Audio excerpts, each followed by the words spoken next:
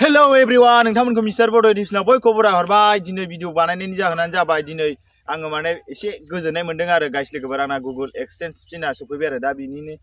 Exchange pin फैनायनि थाखायनो आं ससे भिडिअ खालामनानै नोंथांमोननो खिन्थानोसै आरो माबायाखैनो होथ'वाखैनो आं गुगोल एक्सचेन्ज पिनखौ माने दाबायथ'वाखैनो 6था कड फैनायखौ लाबोलाय गुगोल एक्सचेन्ज पिन आरो लाबोदोब्रा बोरै जागोनलै मानसियालाय नै गाइस लोगोफोर गुगोल एक्सचेन्ज पिनआ ओइ नायलाय नुजोबना नुजाखै लेखाखौ नुगोना नुवाखै नुदों एसे थाबनेलाव दोननो फट' साफायनांनाय बिदि जाबाय फट' साफायनांगोन ना बेखौ बोरै बिसिमोनथाय गाइस लोगोफोर दा बिसिनानै नोंथांमोननो खिन्थानोसै आरो गुगोल एक्सचेन्ज पिन सफैनायनि एसे भिडिअ खालामनाय जाहैबाय आरो ना आलामालासो भिडिअ खालामनायाबो आंना एसे लोंस्रोनो मोननांगौ गरमसो होनबासो सलासल गिदिङो सालायफ्रा आरो गाइस लोगोफोर आङो माबायाव खालामदोंमोन आरो एप्लाइ खालामनाया र' भेरिफिकेसन मा 4 तारिखआव खालामदोंमोन ओमफ्राय 16 तारिखआव सफैदों दाख्लैनो सफैदों ओमफ्राय दिनैसो नै भिडिअ खालामनो टाइम मोननायखाय खालामसै आरो बिदिनो साइथिंफोराव खामानियाव थांबाय थानाय जायोना बिसिग्रा सिन दंखायो फ्राय फ्राय होनो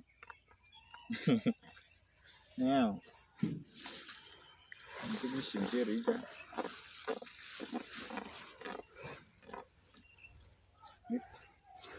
दा जिब्रै लांलाय लांगोनलै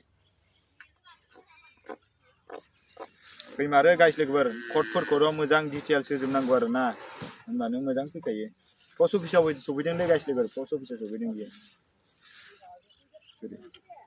आय आय आय आय आय आय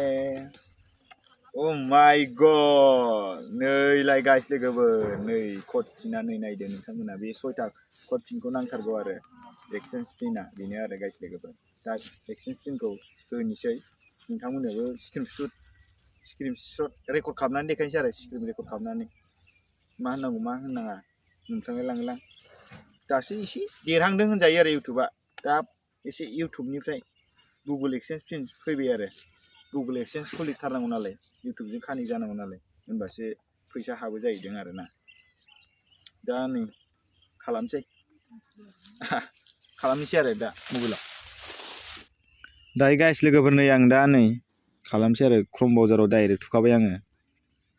ओमफ्राय गुगोल एडसेन्स ओमफ्राय साइन इन ओमफ्राय नैबे गेजेराव थुबाय जिमेलाव आंनियाव बबे जिमेलजों गुगोल एडसेन्स खुलिदों बेयाव थुबाय आरो ना नै दा स्ल'थार माथो खोनागोना खोनायाखैलै रायलायनायखौलाय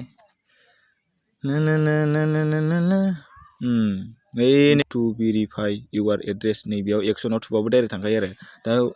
अब्लाबो एसे नैयाव नैबे खनाखै थुनानै एसे खिन्थानोसै आं ओरै 3 लाइन नुदोंना नै पेमेन्टआव लांबाय आं ओमफ्राय भेरिफिकेसन चेक बेयाव नुना नामोनब्रा बेयावनो बै डाइरेक्ट एक्सनाव थुबाबो जाखायो आरो बै गोजौनि गोजा ओंखारनायाव नै बेलाय गाइस लोगोफोर नै बेयावनो आरो ना नै एड्रेस भेरिफिकेसन नैबे गोजा जाना दंना बे गोजाया दा कमप्लिट जागोन र' दाबायनोसै बेसे मोनब्रा क'डालाय 8 5 6 3 9 0 साबमिटआव थुबाय साबमिट खालामनोसै आरो अके जाबायबो एबार गाइस लोगोफोर र' खालामफिननि लगिन खालामनानै नायफिननि र' ओइ र' बुंफानाङा र' लगिन खालामनानै नायफिनाबा जानाय नङा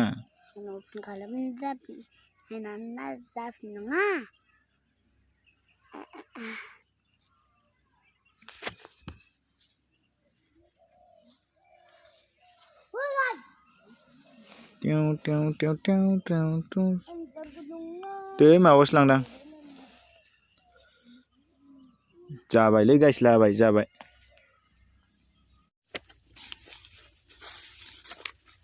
गाइस लोगोफोर आङो गुगोल एक्सचेन्ज पिनखौ माने साबमिट खालामखांबाय नैबेखौ बे पिनखौ साबमिट खालामबाय आरो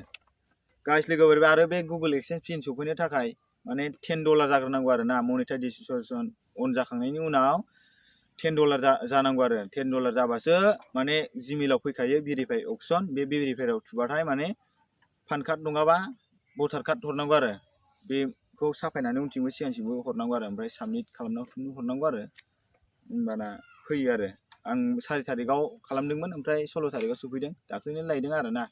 अब्लाबो माने दिनैसो भिडिअ खालामनो सोलाबनायखाय खालामबाय आरो गाइस लोगोफोर। आरो गाइस लोगोफोर बे गुगोल एक्सचेन्ज पिन सफैनो थाखाय नोंथांमोननि सापर्टआवसो आरो भिडिअ नायनायनि सायावसो आरो साबस्क्राइब खालामनायनि सायावसो मोन्दों आरो ना बे गुगोल एक्सचेन्ज पिनखौ। आरो बिदिनो नोंथांमोना सापर्ट खालामलांबाय था आरो नोंथांमोना जायखिजाया गोदान भिडिअ होबानो नटिफिकेसनाव आरो साबस्क्राइब खालाम आरो शेयार खालाम आरो साबस्क्राइब खालामनानै हाजासे शेयार खालामनानै होबानो जाबाय आरो बुंनो रोंलायलांलालै आलामालाथार एसे बर'निसो मोनलोंनांगौ सेरेफोर होनबासो स्पिड थाङो आंना गाइस लोगोफोर रायलायनायानो बारा जाबांलाय लाङा। आरो गाइस लोगोफोर एप्लाइ खालामनायाव मोजाङै माने मोननै मोनथाम टेक्न'लजि नायनानै खालामखानांगौ आरो ना गाइस लोगोफोर जायफोरा ब्लगार माने गुगोल एक्सचेन्ज पिन मोनथ'वाखै माने इसोर नोंथांमोना खालामगोन बेखौ माने मोजां खालामखानांगौ आरो मोननै मोनथाम टेक्न'लजि नाय आरो गोरोंफोरनाव सोंनानै नायनांगौ आरो आंथ' मोनब्रै मोनबा 10 बारसो नायदों माबा टेक्न'लजि भिडिअ आरो माबा मालायनि बानायनानै टेकनिकेल हगारनाय बायनाय बेयावसो नायै खालामजोबदों आरो गुगोल माबाखौबो इउटुबखौ खुलिदों गुगोल एक्सचेन्ज पिन खालामनायखौबो आरो मनिटाइजेसन अन खालामनायफोरखौ गासिखौबो माने इउटुबनिफ्रायनो नायनानै सोलोंनानैसो खालामदों आरो दाबो बिदिनो सोलोंलाङैनो नाजालांबाय थागोन आरो दाबो आंना गाइस लोगोफोर $10 बानो फैयो नालाय एप्लाइ खालामनो हायो नालाय दा $13 जादों दे गाइस लोगोफोर माने भिडिअ हगारनायफ्रा माने